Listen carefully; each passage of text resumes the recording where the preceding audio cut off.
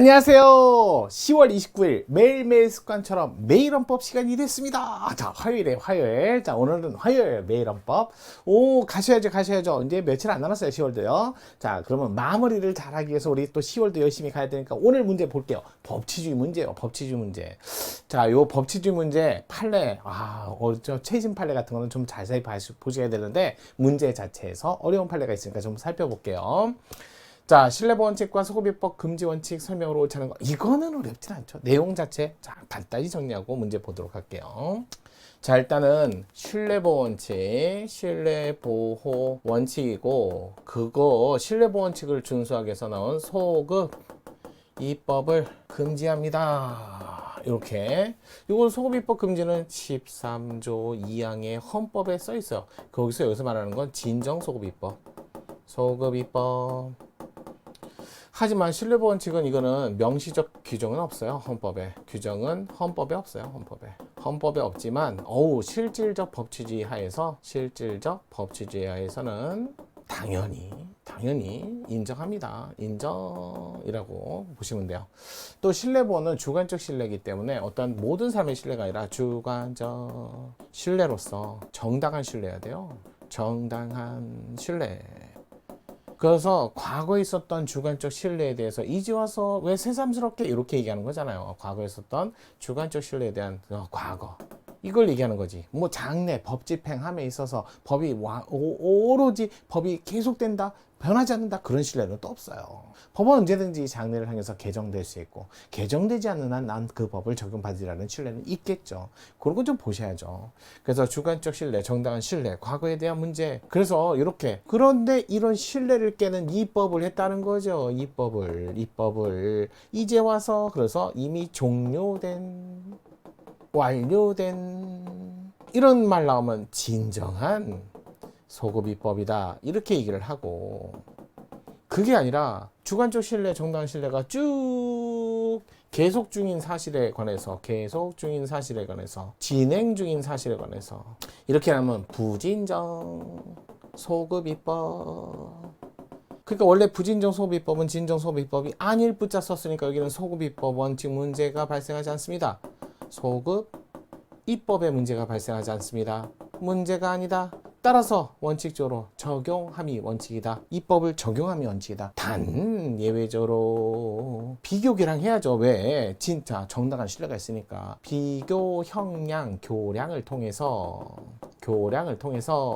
사익이, 자 주관적 사익이 그 법을 통해 달성하는 공익보다 크다면 이럴 때는 얘를 예외적으로 유예 또는 경과 이런 식으로 해갖고 이 사람을 보호하는 예외, 경과, 유예 하는 규정을 둬서 적용을 하지 마라 이렇게 나와야죠. 하지만 이미 종료된 걸 이제 와서 적용하는 건 신뢰에 반하는 거죠. 정당성이 따라오지 않기 때문에 원칙적으로 금지한다.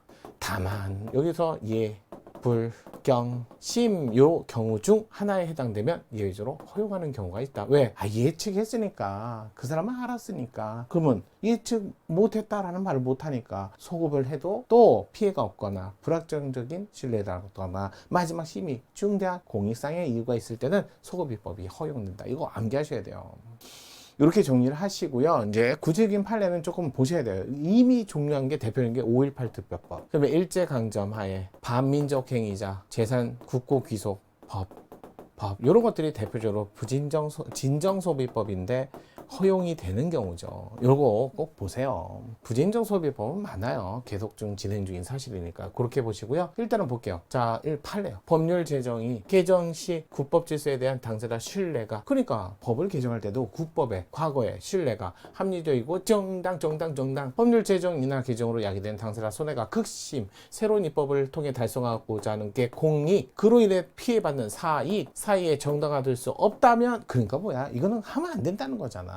그러한 새로운 입법은 신뢰보호 원칙상 허용될 수 없다. 아주 옳은 질문.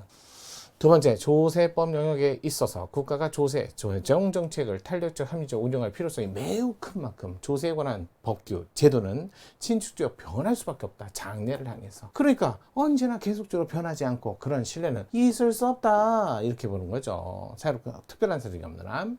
세 번째, 신법이 비적용자에 유리한 이른바 시혜적, 수혜적 이건 할 수 있다. 가능하지만 입법 재량이 크지요. 입법 기관에 맡겨져 있다. 1, 2, 3번 다 맞는 질문. 4번, 부당 환급금 받은 세액을 징수하는 근거 규정. 개정조항에 개정된 법 시행 후에 최초로 환급세. 여러분, 환급을 받는다는 환급받은 걸 돌려내라. 환급받은 세액을 다시 징수하겠다는 거예요. 징수. 환급받은 거를, 세액을 환급받은 세금 중에서 환급받은 거. 이 사건에서는 30억이 넘는 손실이 발생해서 그거 내가 세금 낸 것 중에 30억이 넘는 거는 그건 세금 낼 게 아니었잖아요. 그래서 그 30억에 대한 세금을 돌려주세요 그래갖고 환급을 받았어요. 과거에 30억에 해당되는 세금을 4억 정도 요거를 돌려받은 거예요. 이게 손실이 났거든요. 그러니까 정상적으로 낼 돈이 아니었잖아요. 내가 그 돈만큼은 내선 안 되는데 들어갔으니까 4억만큼은 환급받은 거야. 근데 알고 봤더니 이걸 부정하게 받은 거지. 이 회사가 원래는 건설사인데 또 뭐 부동산업을 하고 있었어요. 근데 부동산에서 마이너스가 난 거예요. 근데 건설사의 명의로 세액을 환급받은 거지.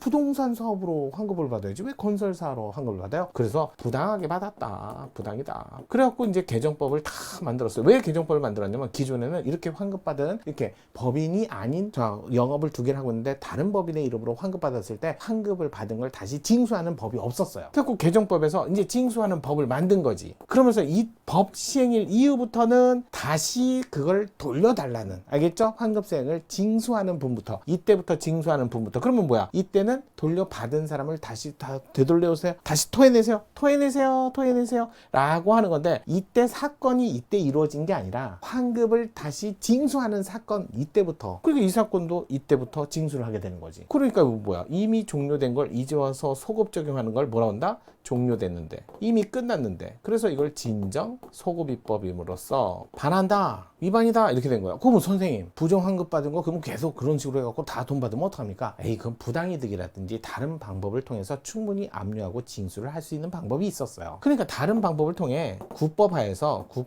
국법의 근거를 통해 충분히 부당이득이라든지 이런 것들을 왜 원인 없이 가져간 거니까 그런 걸 통해서 징수할 수 있는 방법이 있는데도 법을 개정해갖고 이렇게 어거지로 소급을 해서 굳이 할 필요가 있었느냐? 그래서 이거 최초로 환급세액을 징수하는 분부터 적용하도록 규정한 법인세법 부칙 구조는 개정 후 법인세법 시행 이전에 결성금 소급 공제 대상 중소기업이 아닌 법인. 그래요. 그러니까 여기 중소기업이 뭐였냐면 부동산업. 근데 법인은 건설업. 근데 법인이 받아간 거야. 중소기업이 아니라. 그런 국법에는 그렇게 속여갖고 받아가서 걸 징수하는 법이 없다. 그건 국세법이 없을 뿐이지 다른 방법으로 충분히 가능했어요. 그런데도 불구하고 개정법, 법인세법이 없을 뿐이지 법인세법을 개정해갖고 이런 사건도 앞으로 오늘부터 징수하는 것은 환급받은 사람 돌려내세요 라고 적용하는 것은 이건 진정소비법에 해당합니다. 그래서 잘못했다. 이 법은 잘못했다. 그 법하에서 국법하에서도 충분히 다른 방법으로서도 그렇게 부당하게 들어간 돈은 부당하게 들어갔으니까 원인 없이 가져갔으니까 부당이득 등 방법으로 징수할 수 있었다 이 말입니다. 그래서 4번이 틀린 답이었어요. 이게 최근 판례다 보니까 어려운 판례였어요. 내용 자체가 기본적으로 우리가 뭐 법인세법을 아는 것도 아니고 회사법을 하는 것도 아니고 그래서 어려웠어요. 자, 이 정도만 이해하시면 될 것 같아요. 이 판례 나오면 이제 머릿속에 팍 알겠죠? 이렇게 환급세액을 부당하게 받은, 그래서 과거 법이 없어서 개정법을 만들어 갖고 개정법으로 과거에 있던 사람을 토해내라고 했던 거는 진정소비법으로서 위헌이었다. 이 부분만 보시면 돼요. 자, 이 법 자체는 잘못된 법이고 돌려받을 수 있는, 그러니까 다시 징수할 수 있는 방법은 있었어요. 자, 오늘은 4번. 어려웠나요? 정리 잘하세요? 그럼 내일도 찾아뵙겠습니다.